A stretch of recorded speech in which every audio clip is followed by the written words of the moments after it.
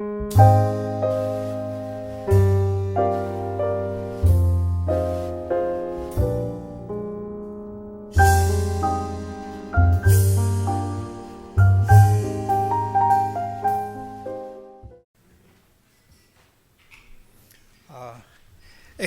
the Honorable Defense Minister of Germany, Ambassador Steiner, an old friend of India and ORF, Raja, Excellencies, distinguished guests, friends, I take great pleasure in welcoming you to this special address by Her Excellency today.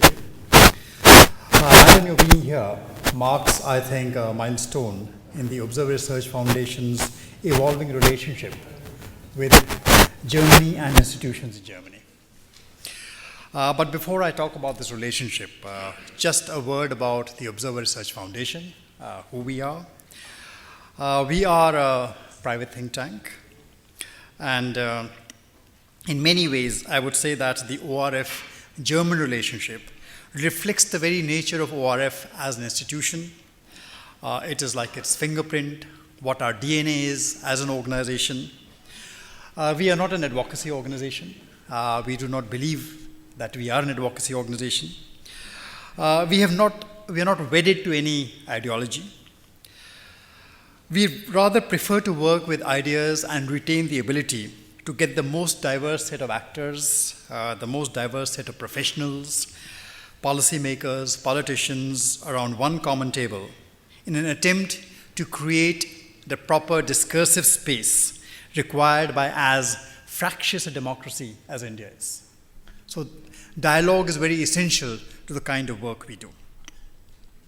And through this process, we in the Observer Research Foundation see ourselves as a creator of informed policy inputs for an India that can be at peace with itself and with the world.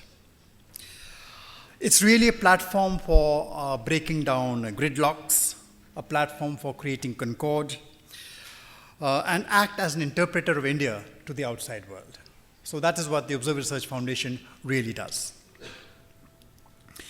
And let me tell you that it has been in accordance with this DNA, as I say, the DNA of ORF, that the relationship between our organization and German institutions has matured. And so like all great and exciting relationships, this relationship also has a past. For when ORF as an institution was seeking partners abroad, who should have been our first institutional partner? It was the Rosa Luxemburg Foundation. I can see you smile. But believe it or not, ma'am, it turned out to be a rather productive 10-year engagement which saw them see and learn about India through our eyes and also gave us our first initial impressions and contacts. But what happened then over the next 5 years, and I'm talking now about the last 5 years, has been nothing short of an exponential expansion in our engagement with German institutions, an expansion that has in many ways presaged the growing political and economic engagement between our two countries. We have gone on to hosting programs with the Friedrich Ebert Stiftung, with the Konrad Adenauer Stiftung. Our cooperation particularly has bloomed into an institutional arrangement with the GIZ, with whom we now host regularly, and they are right here, 3 German experts on a diverse range of subjects. We do this on a regular basis. This may be from energy to urbanization to development to the political economy, the entire gamut. The whole idea is to seed new ideas and carry Indian debates and viewpoints to Germany and bring German viewpoints to India. As partners of the Munich Security Conference, this year in February, I had the chance to hear you articulate your vision of Europe in security. Naturally enough, this year, the tone was rather sober, dominated as it was by the events in Ukraine, as well as in West Asia. And I was struck by a very pertinent observation that in the 21st century, nations should be solving disputes not with weapons, but by sitting around the negotiating table. And there was no reason on earth why nations could not come to the table and talk about these issues. And let me tell you, at the end of the conference, of the Munich Security Conference, February, it was ORF that, true to its DNA, provided a rather curious but apt conclusion. We hosted the closing lunch event at the Munich Security Conference, which was a panel on energy security.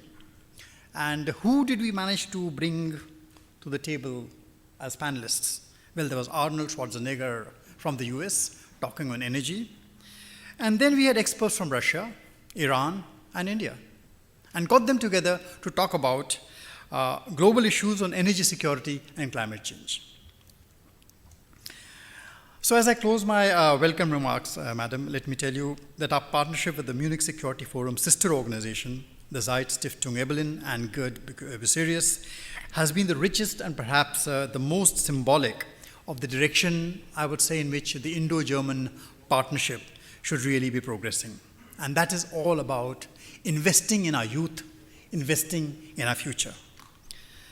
For together with these partners in Germany now, what we have been doing for the last 4 years has been hosting the Asian Forum on Global Governance.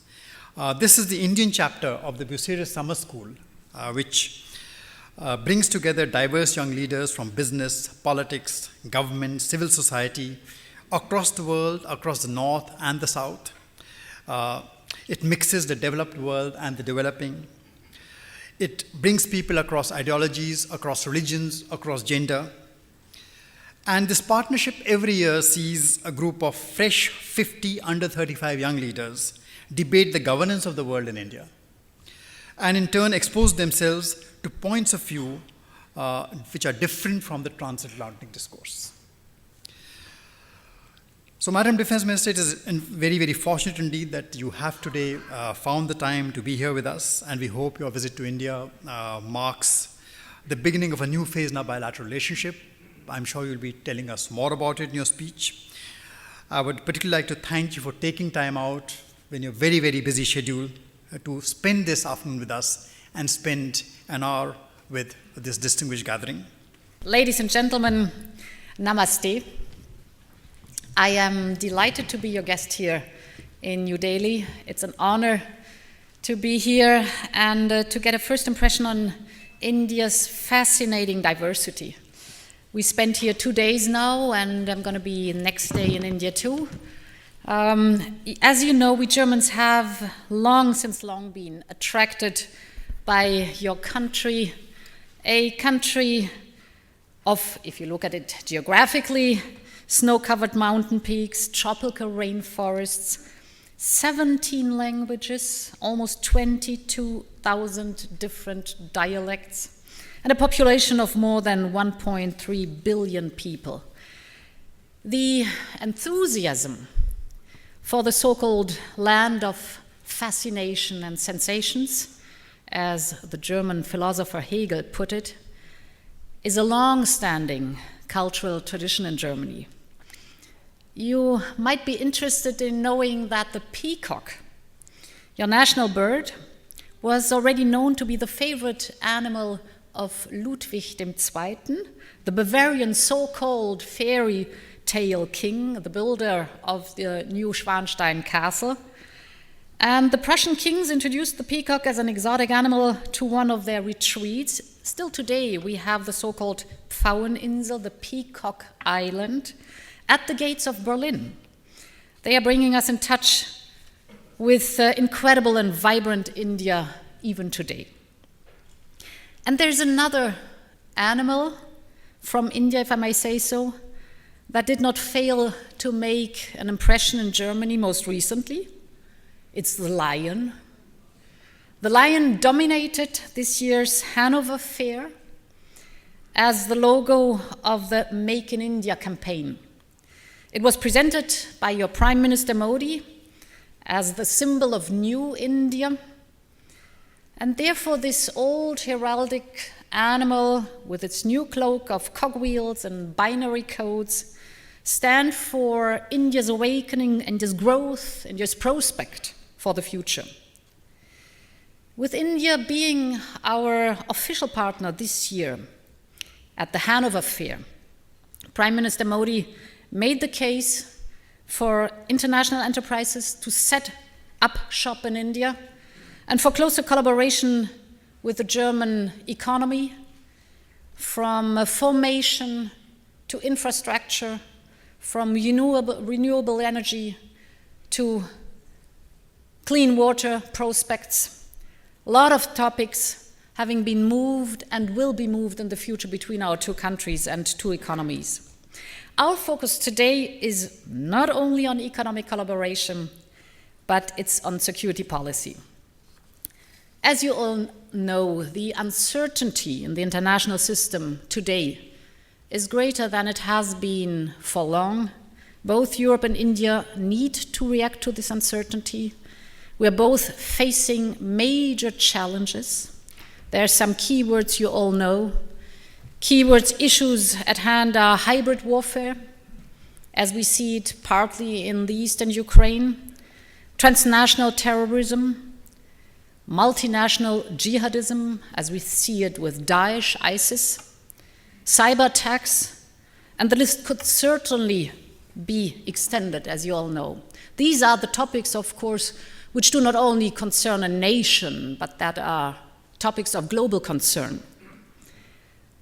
And because the economic structure and the international network of Germany and Europe are particularly depending on secure trade routes, are depending on access to markets, we are an exporting nation, are extremely depending on a stable international order. We want a close dialogue with India as a partner.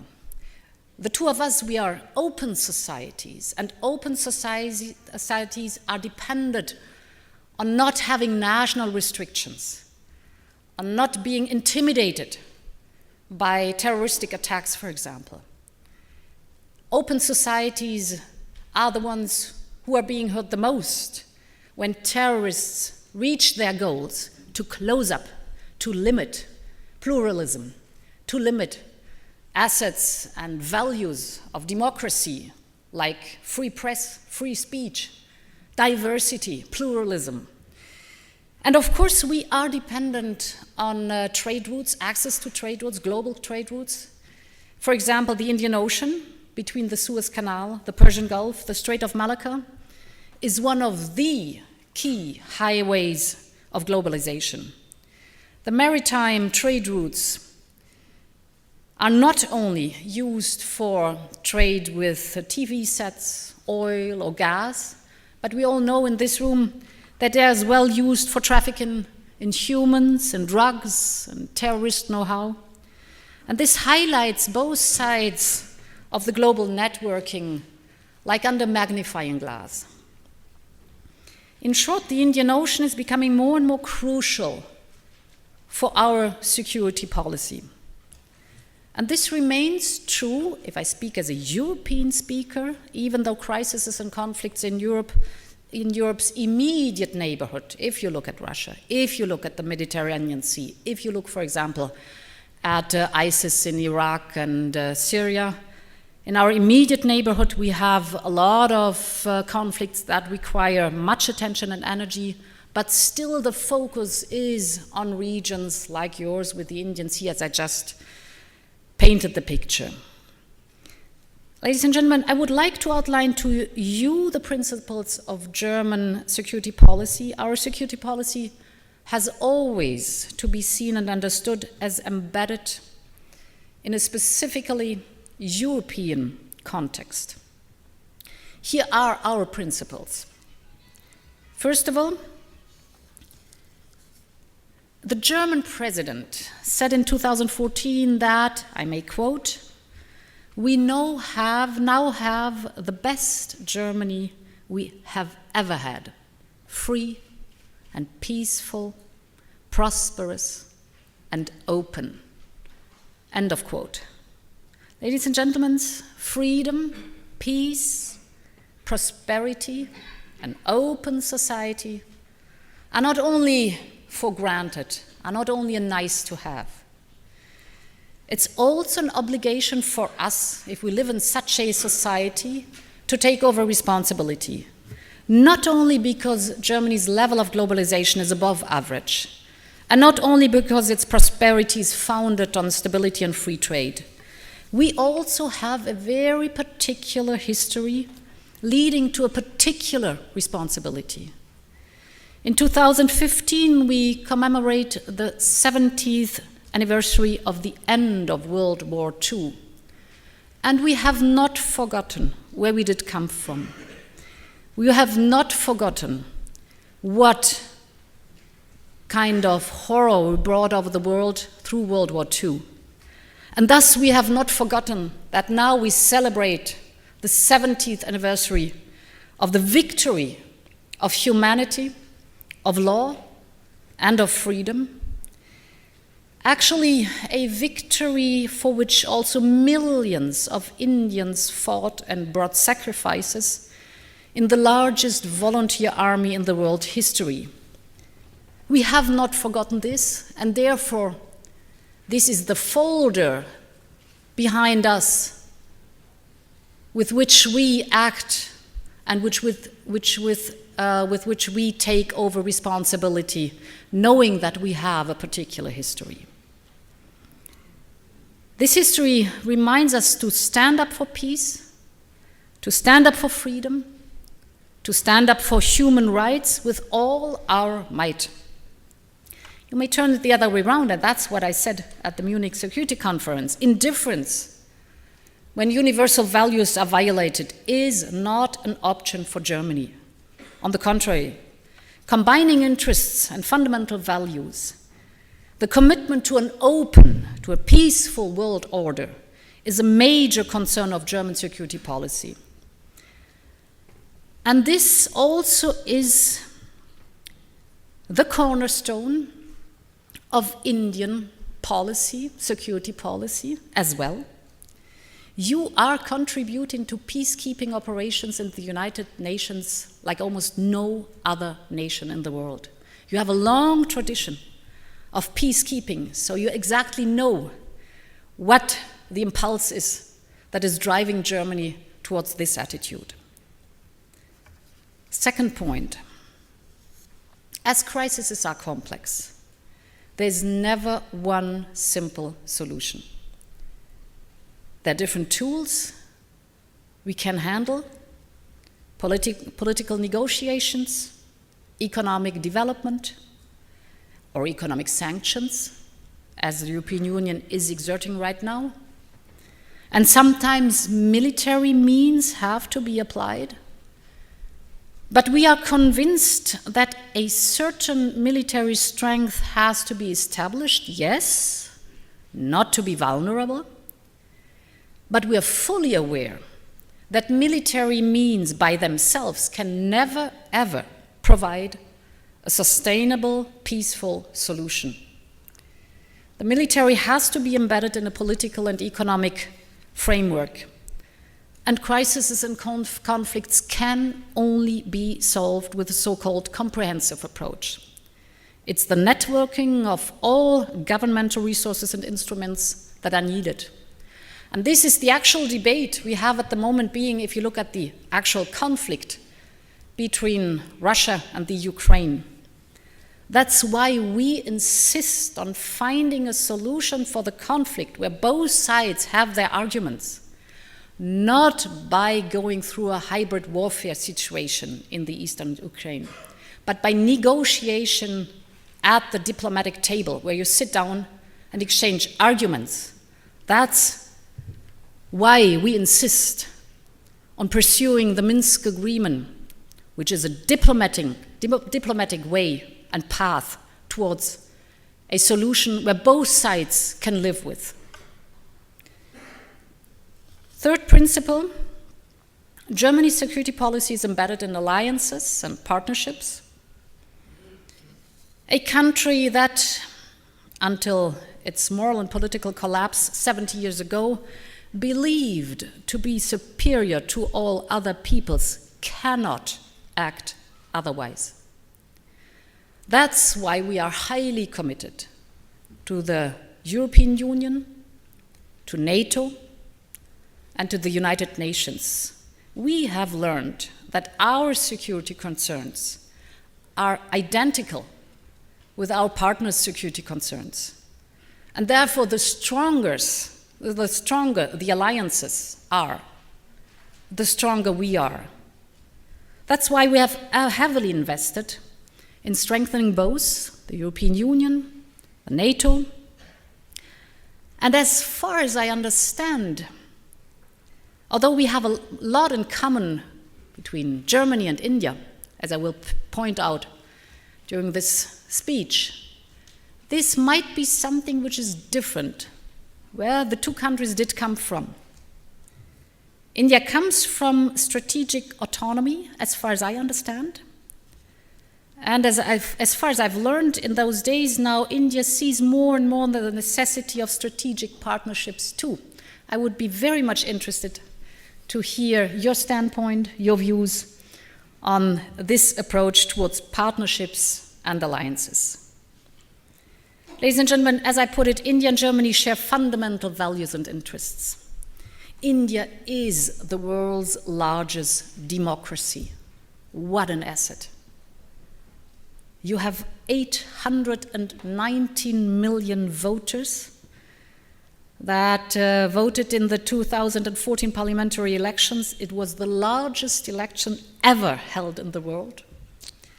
And in a country like yours, which has been shaped by all world religions and which has been influenced by many immigrants, conquerors and visitors, diversity is a part of your national DNA. What a treasure you have there. What an experience, a cultural tradition that cannot be valued high enough. India needs economic growth, also against the background of its rapid population increase. But growth is also necessary for Germany, but out of the opposite reason, because we have an aging society. We have the so-called demographic change. Therefore, the two of us understand how crucial economic growth is and what is necessary to maintain and preserve economic growth. For economic growth, precondition is stability. Internal stability, regional stability, and of course, global stability.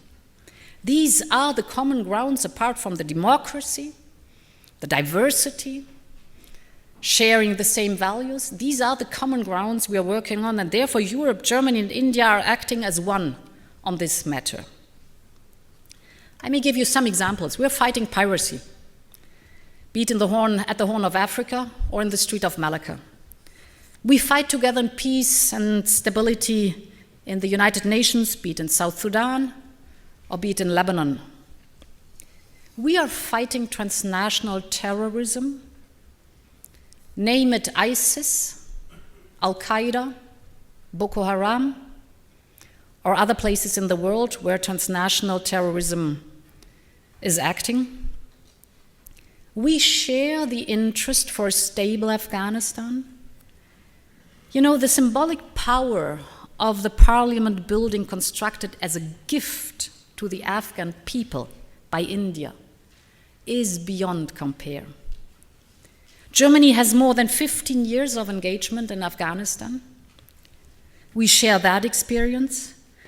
And of course, there is a good collaboration between the security industry, between Germany and India.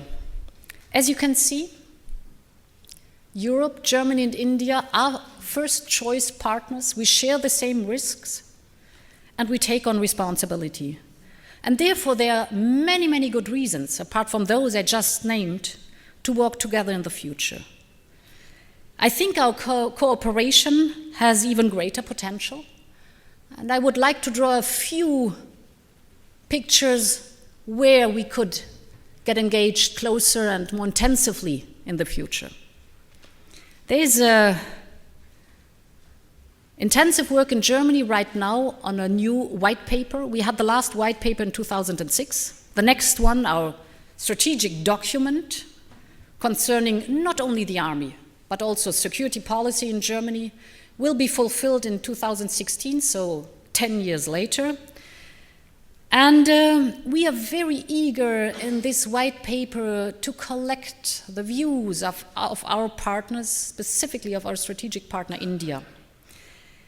There is a nice saying that E.P. Thompson, the British historian and expert on India, used. He said, "There is not a thought that is being thought in the West or East that is not active in some Indian mind." End of quote. And he's so right. I therefore would like to invite you to join the white paper process, because there are many issues we want to share with you. We want to know about your thoughts, your perspectives, and your conclusions. And this leads me to the second point, which is of crucial interest for Germany, and where I see that we are natural partners. I've been talking about that topic with Prime Minister Modi today, too. There's a huge strategic challenge with the name cyber. You might call it cyber terrorism. You might call it cyber attacks, cyber defense. Cyber has a humongous opportunity for our economies, for our societies, and therefore, of course, cyber is kind of a huge risk. Whenever topics related to IT and cyber are discussed in Germany, the name India sooner or later comes up. Cyber is by nature global. Cyber cannot be national. Therefore, thinking about smart combinations of skills in cyber, India and Germany are natural partners. We're desperately looking for skilled personnel. You do have skilled personnel. We have common interest in IT skills, cyber skills, and we should put our forces together so that we reach a win-win situation for both countries. As I put it before, India and Germany are democratic, open societies. And by definition, open societies are not only highly sophisticated, which is an advantage, but because they are open society, they are typically vulnerable through cyber attacks. It's a paradox, because normally highly developed countries have a highly developed defense capability, so are not typically vulnerable by traditional attacks. But in cyber, it's just the other way around. The more highly developed and sophisticated a society is, the more vulnerable it is through cyber attacks. And therefore, cyber resilience, how to turn a society into a resilient society against attacks that want to hurt this society in its main value, in its main focus, being globally into a cyber network on a positive way, is the crucial question. If you just look at the exponential development of IT communication, I think the first email has been sent in 1970 or 1971. Today, we have 200 billion emails being sent per day. And this is going on in an exponential way. Therefore, that's where the crucial topics for opportunities, economic and societal opportunities for the future are, but it's also the crucial topics for threats coming up. During my tenure as Minister of Labor and Social Affairs, I made it one of my priorities to promote the recruitment of Indian IT specialists into the German labor market. I introduced a so-called blue card because we had and still have a huge demand, and I know there is an enormous potential in your country. And it was interesting for me to see that worldwide, India was the one and only country that was interested in kind of exporting also human skills, IT skills, to other countries, not fearing it as brain drain potentially, but seeing it as an opportunity to get into a network, a global network, to learn abroad what's being thought, what's being brought up, and bring that back home by the skilled personnel you are exporting. A very smart strategy as far as I am concerned.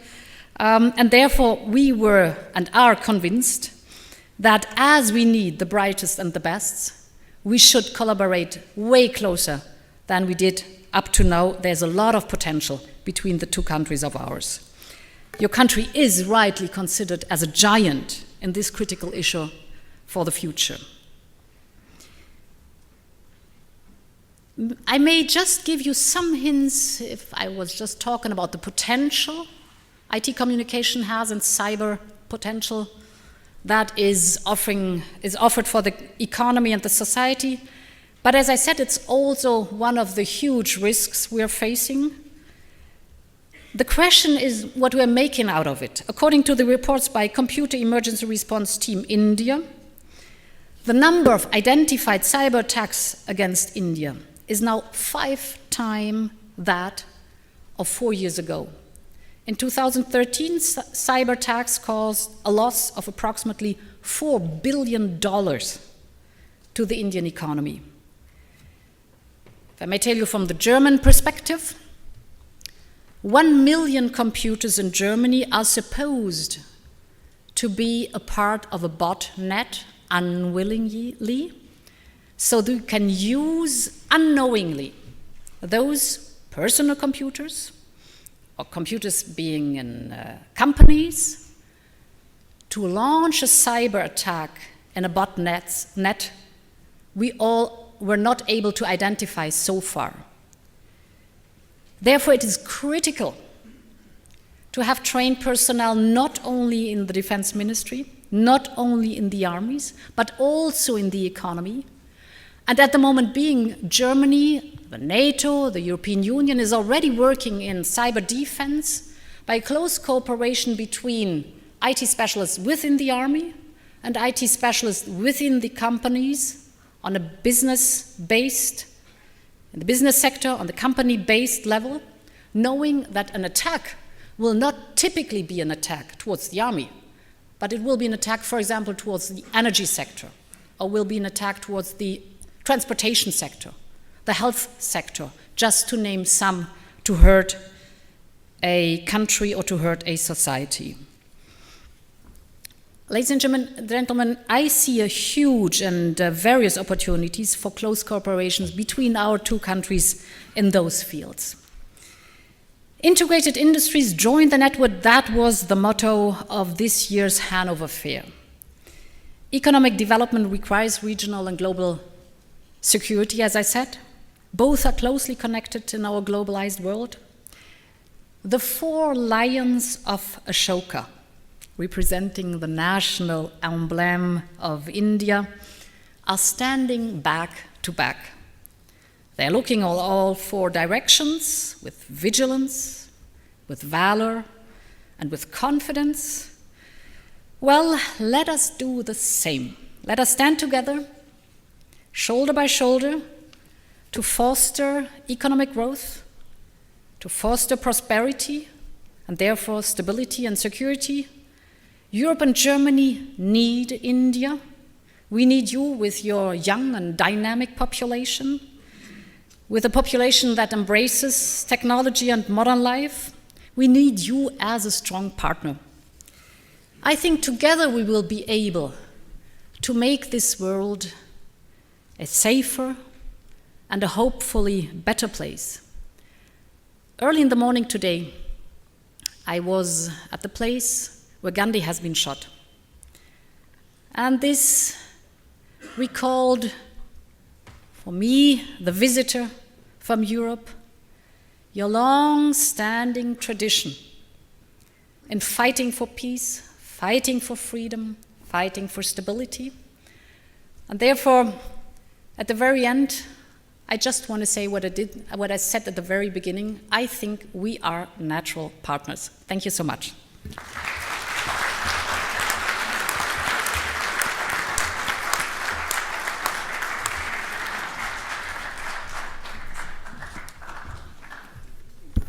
Thank you, Madam Minister. We will now take 3 questions We have identified those who will pose the questions. The first is Sushant Singh from the Indian Express newspaper. Good afternoon, Madam Minister. Beyond the broad vision of a shared security between India and Europe, could you get into more specifics of defense cooperation between India and Europe, and particularly India and Germany? And going forward, what would be the limits of that cooperation? Could India's human rights records or such issues form a limit to that cooperation? Thank you. Your last half sentence, could India what, please? Could human rights or such issues be a limit to that defense cooperation between Germany and India? Well, as we do both highly respect and value human rights, this should never, ever, hopefully, be an issue between our two countries. That's what we are working for. And if you're asking towards the industrial cooperation, yes, of course, there's a high interest on both sides to create a win-win situation. I'm aware of the fact that, for example, in the field of submarines, you're interested in developing more submarines in this country. And the Make in India approach just says that you do not want only to buy, if I may put it in my words, but that you want to have a close cooperation by manufacturing and producing parts in India too, which is, I think, a very smart approach for both sides, because a close cooperation between strategic partners should never be a one-way cooperation or collaboration. Both sides should have an advantage of a close cooperation. And as I said, you have skilled personnel, we have a huge demand of skilled personnel, but this should not only go in one way, from India to Germany, but I also understand that India wants a surplus, wants a benefit out of such a close cooperation too, and therefore I would welcome if the German industry and the Indian industry would engage in deeper talks concerning those issues, how to cooperate together, how to expand the collaboration between the German industry and the Indian industry. The second question is from a young scholar from Observer Research Foundation, Siddharth Javed. Hello. Ma'am, you are the first women defense minister from Germany. Could you just share with us how difficult it is for women to be a part of the combat plan in the German military? And secondly, also, do you think this can be taken up as a possible avenue for best practice sharing and cooperation between India and Germany? Thank you. The second part of your question was what? The best? Best possible avenue for cooperation between India and Germany, as in like best practice sharing with respect to women being a part of the global... Oh, women being part in the armed forces, okay. Well, yes. Actually, the first question I would have to ask is, how is the situation in India? I'm not up to date. How do they? It's nascent, it's beginning, it's happening. It's beginning, okay. Well, don't shy away from that topic because it's only 12 years ago that Germany started to open up for women in the army specifically. We do have women since 30, 40 years in the medical field of the army. And I can show you with the example of the medical part of the army, what the pitfalls are you should avoid. First of all, get rid of prejudices.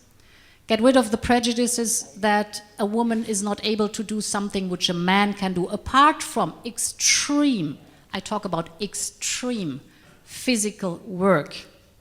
There's nothing a woman couldn't do at least as well as a man can.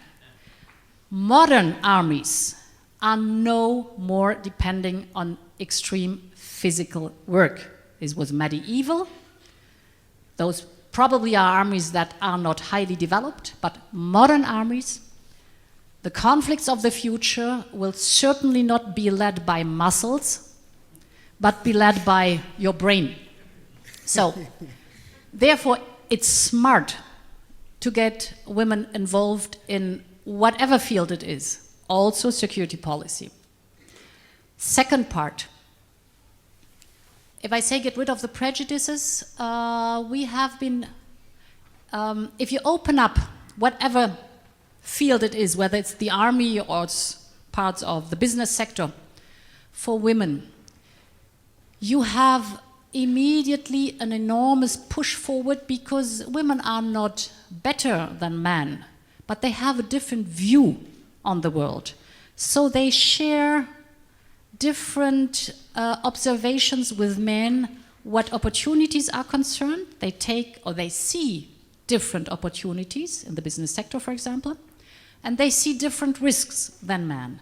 Therefore, a company, an army, or whatever you take, who has diversity, men and women, old and young, different races, different religions, has a broader probability to be smart on picking opportunities and to be very careful on going into risks that you should avoid. If I look at the German army now, 12 years are not enough to see a huge change. We have 10% approximately women in the army at the moment being.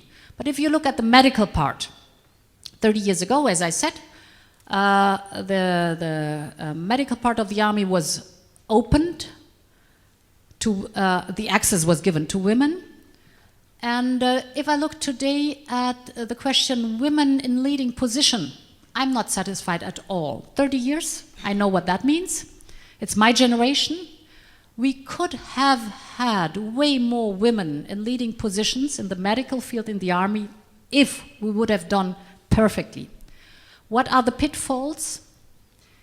There are two major problems. The one is make sure that reconciliation of duties in the army and family life, that is bringing up children, is a shared task between men and women.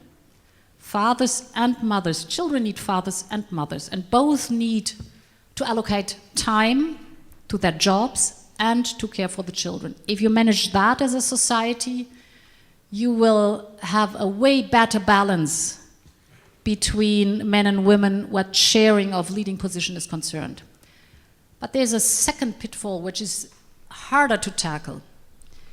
The moment you have a system where your career is depending, and almost all careers are depending on subjectives evaluation,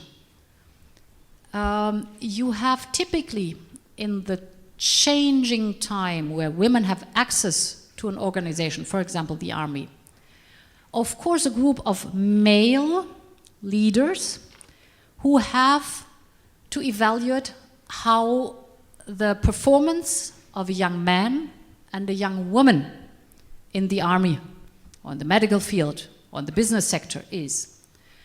And it's human to reflect on your own experience. So a man will always see in a young man a potential follower and leader, and he will have a hard time to see in a young woman a potential follower and a leader, because he's not used to it. I give you an example. Before we had the Chancellor Merkel, if you would have asked the young generation in Germany 15 years ago, is it possible that a woman will be Chancellor in Germany? The huge majority would have said, no, I can't think of it. Now, after having 10 years of Chancellor Merkel in Germany, if you ask school children whether it's possible that a woman will be in future Chancellor, and a man will be Chancellor in Germany, they will say, why not? They haven't seen anything else but a female Chancellor, and they realize, of course she can. Therefore, last sentence, in the changing times, you have to be very sensitive and sensible about the evaluation system that is forming the careers when you're 35, 40, 45 years old for men and women, if you will want to have on the long term women in leading position. Thank you, ma'am. The last question for this afternoon is by Dinakar Perry from The Hindu. Good afternoon, ma'am. You mentioned about maritime security and cyber security. So, in your discussions with your counterpart yesterday or with the Prime Minister Modi today, what are the specifics you have discussed and your views on the development in South China Sea? the land reclamation and China's increasing moves in South China Sea, if you can touch upon that.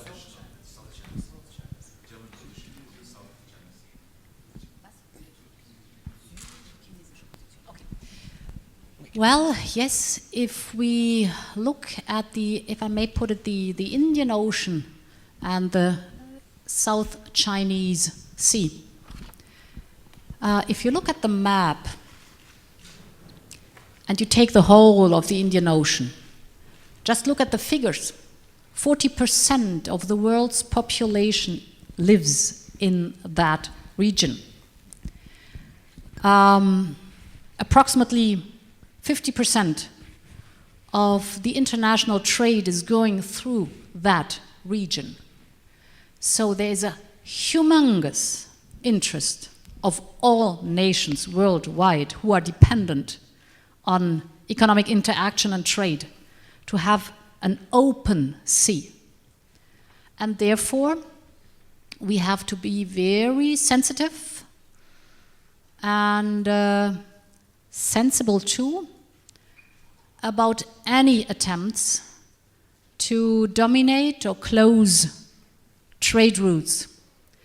We are fighting together, for example, piracy in that area, whether it's the Horn of Africa or the Strait of Malacca.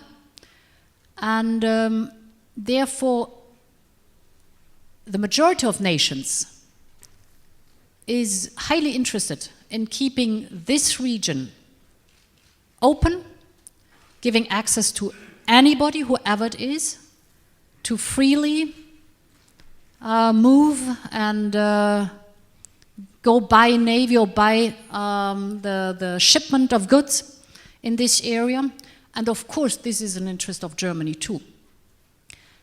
And the first part of your question, with the Prime Minister Modi, I have been discussing the common interest we share and knowing more about the patterns through which cyber terrorism does act, because you have to understand the pattern behind it to create a defense and to create resilience against cyber terrorism.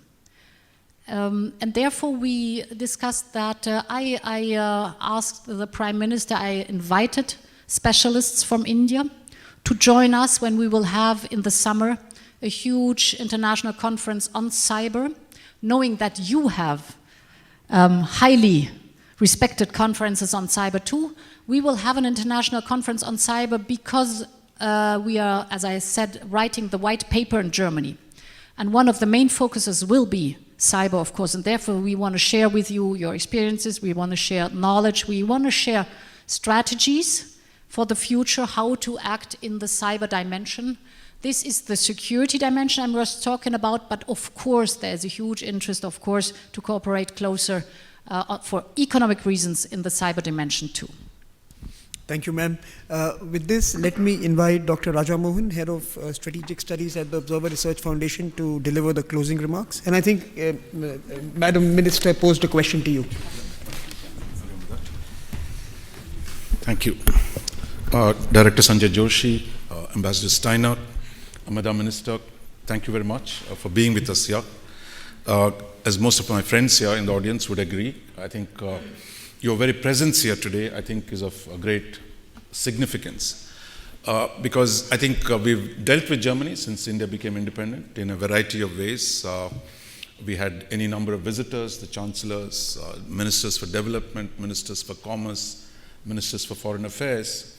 But the fact that you come here and spoken to us about strategic and security cooperation between India and Germany. And I think that marks the beginning of a very different relationship between India and Germany. And I think this is, just the beginning of a beautiful relationship. You talked about India and Germany being natural partners.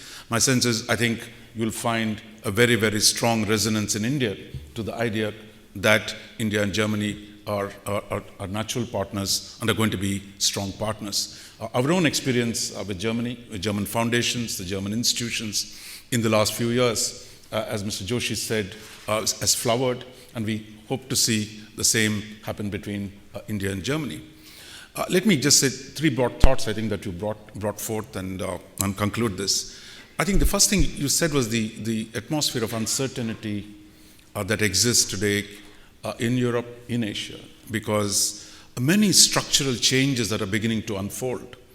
The post-89 order in Europe seems to be breaking down. There is a huge power shift that is unfolding in Asia. There is economic integration between different parts of Eurasia that is taking place. We see trains running from Chongqing all the way to Hamburg. So I think we're talking about a very, very different Eurasia. And we've seen, you talked about the hybrid warfare that's going on in Europe. Madam Minister, I can tell you, we've been quite familiar with hybrid warfare for quite some time. I mean, I think most of our post-89 situation has been in dealing with hybrid warfare.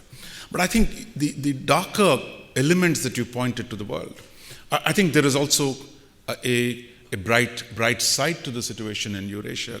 I think that is the rise of Germany. Under the Berlin Republic, Germany, I think today, is poised to play a much larger role in the world. And we've already done some political collaboration in G4 and various other forums. But I think a strong Berlin Republic would be of great interest to India.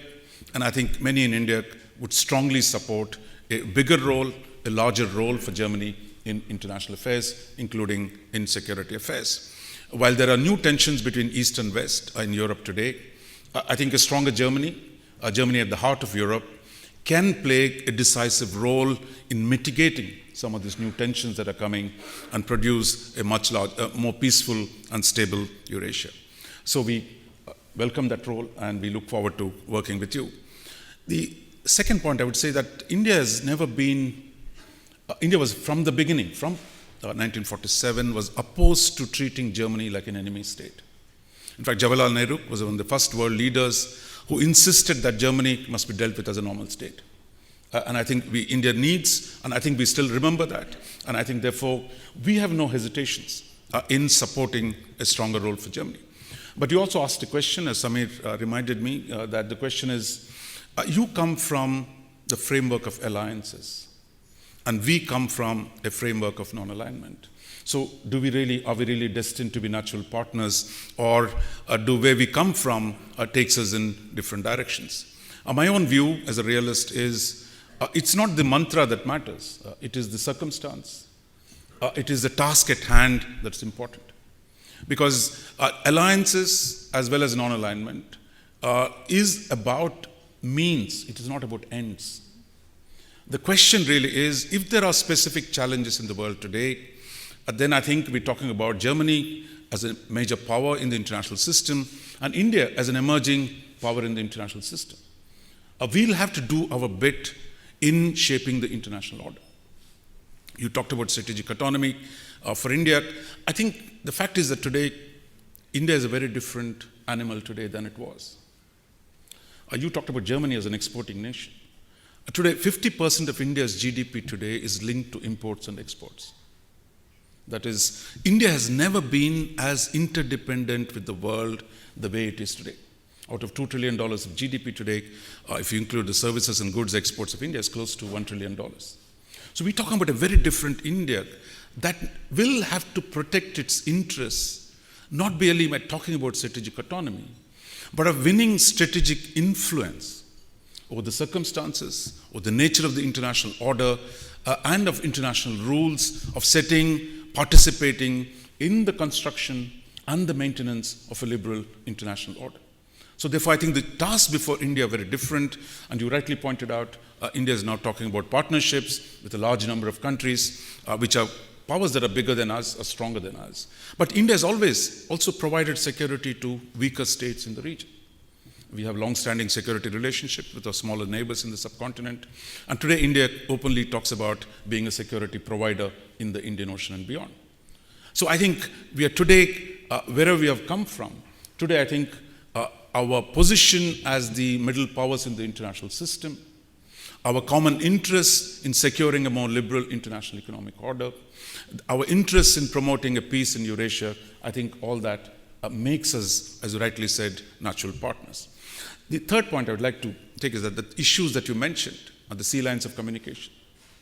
As a trading nation, India is a trading nation, both of us need more peace in the oceans. And I think there is a huge task. And in fact, today when the Indians talk about Indo-Pacific, we've discovered the term from the German geopolitical thinking early in the last century. So I think the ways in which we imagined Germany remaining in a little corner of Europe and India in the subcontinent today, as our interests grow today, I think the scale and scope of possibilities for security and strategic cooperation between us are expansive. You covered all the areas from counterterrorism, cybersecurity, to securing the sea lines of communication. I think there are a whole range of areas we can work together, and that's where I think the idea of natural partners between India and Germany today is a welcome concept, and I'm sure this is something the ORF and our German institutional partners, we're going to see how this is going to work out, and we're going to add our little bit to make sure this idea spreads around. So let me conclude this by thanking you once again for spending the time with us and to lay out the vision for a German foreign policy, German security policy, and outlining a framework for India-Germany security cooperation. We couldn't have done this without special support from Ambassador Steiner, who's a very special diplomat, and I think he's expanded the bounds of traditional diplomacy. He's reached out to a much larger number of Indian people, to the civil society, to the range of many, as you talked about diverse India, he's reached out to all the diverse sectors, and I think it's been excellent having you, sir, with us, and we look forward to further cooperation with you. And finally, we couldn't actually deliver this without Ambassador Steiner's team in the German embassy and our own young colleagues from the ORF, Abhijit and others who actually made this happen. So thank you all of you for joining us and being part of this very special interaction with the German Defense Security Minister. Thank you, and I think there is tea served outside.